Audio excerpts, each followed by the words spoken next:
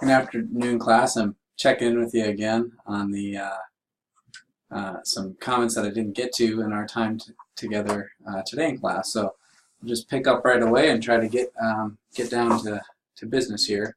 I'm just reviewing some of the things that we talked about in class today with regard to the cosmology, religion, and ideology of the Judeo-Christian tradition, and particularly beginning with the covenant as presented in the Old Testament scripture of Abraham, between Abraham and Yahweh. And so these comments here will be pretty familiar to those of you who were in class today. But I do believe we left off about here, and it's worth noting that you know, the society, the world of Abraham, if we go back to roughly the year 2000 BCE, he was engaged as far as a mode of production is concerned. He was part of a patriarchal nomadic society, and so his comings and goings and the efforts of his descendants, who are going to wander throughout much of the known world of that time and find themselves all the way down in Egypt, are reinforcing and reflective of the type of societies that existed at this transition point between the sort of settled city-states and also the nomadic peoples who came and went, oftentimes between some of these settled city-states. We get to a period that the Old Testament discusses regarding the descendants of Abraham that we could call the Egypt and wanderings period. And again, the dates are rough, but perhaps somewhere in the realm of 1500 to 1250 BCE. And there is some reinforcement in the Egyptian historical record to suggest that this period of time was a pretty active time in terms of outsiders and migrants, immigrants coming into Egypt. And if the Old Testament stories discussed in Exodus are also reflective of this time, we might have reason to believe that this was a time of instability and unrest. In the Old Testament, it's discussed as a time of oppression of the ancient Hebrew people, who are ultimately led out in the book of Exodus by their leader Moses.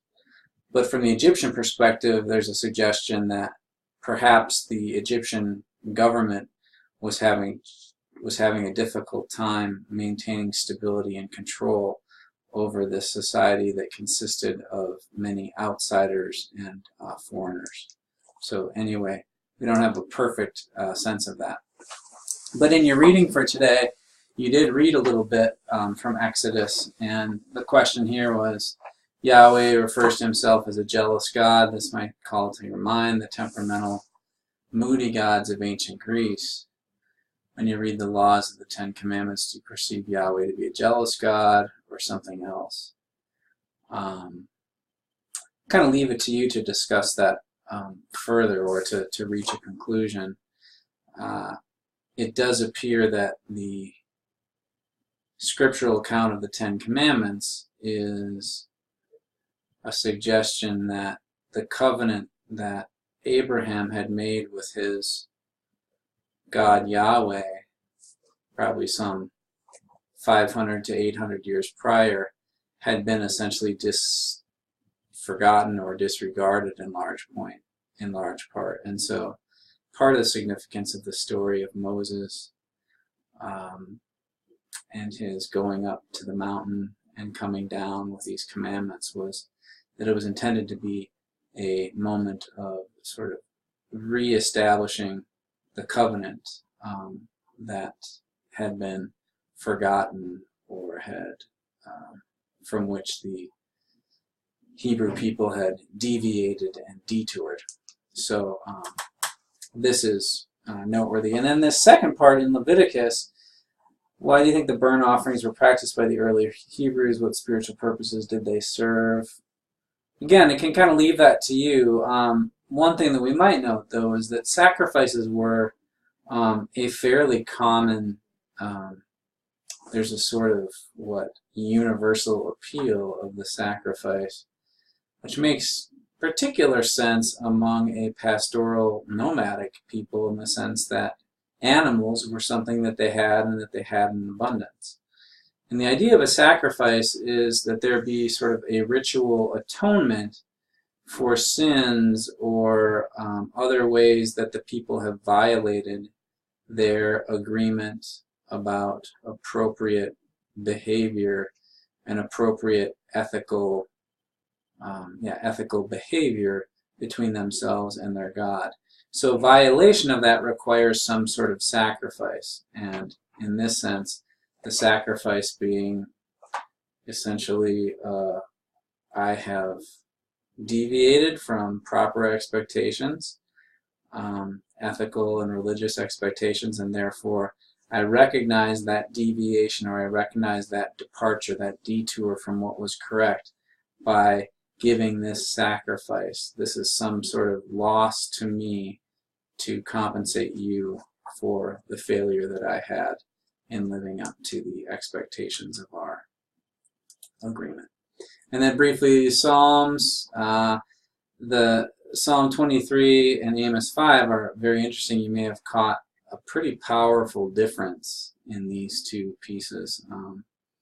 Again, I'll leave it to you to go back and see those. But Psalm 23 is a story of tremendous sort of peace and serenity and sort of the consoling, comforting role that God can play for his chosen people, in this case the ancient Hebrews. Amos chapter 5 comes from a very different place, and it would seem that it is almost an act of God registering, Yahweh registering his harsh disagreement with his people who have perhaps once again failed him. And this would have been from about the time, not long after the prophets, folks like Isaiah and Joshua had chastised the Hebrew people, who we can now start to refer to as the Jewish people, for failing to honor their chosen relationship with their God Yahweh. Okay, let me just, I have a couple more comments that I want to share here. First off, this is a map that sort of hopefully helps you see the sacred land. I mean, to this day, we oftentimes refer to these areas that are highlighted here on this map as the Holy Lands.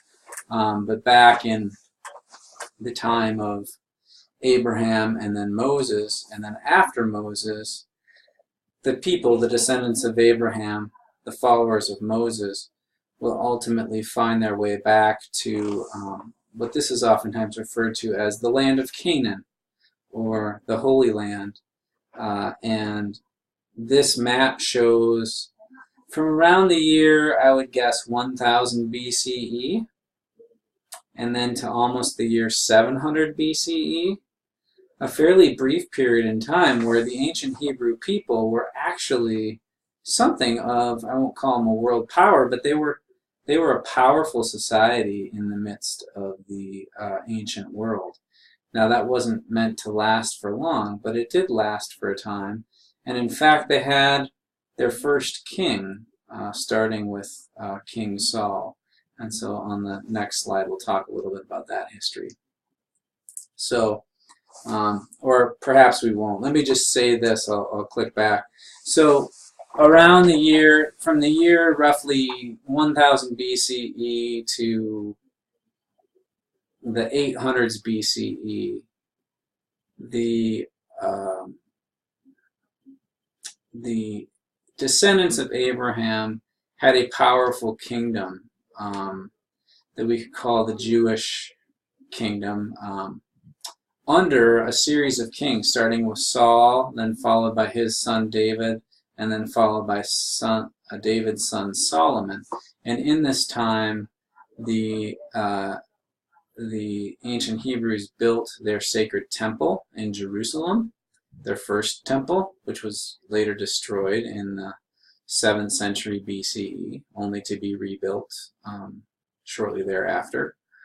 But what's really important for us to understand here is that this short-lived worldly power that the ancient Hebrews had was not meant to last. And at various times throughout the history of the Hebrew people, their fortune and their misfortune is often portrayed in terms of how well or how poorly they lived up to the original covenants of their relationship with their God, Yahweh.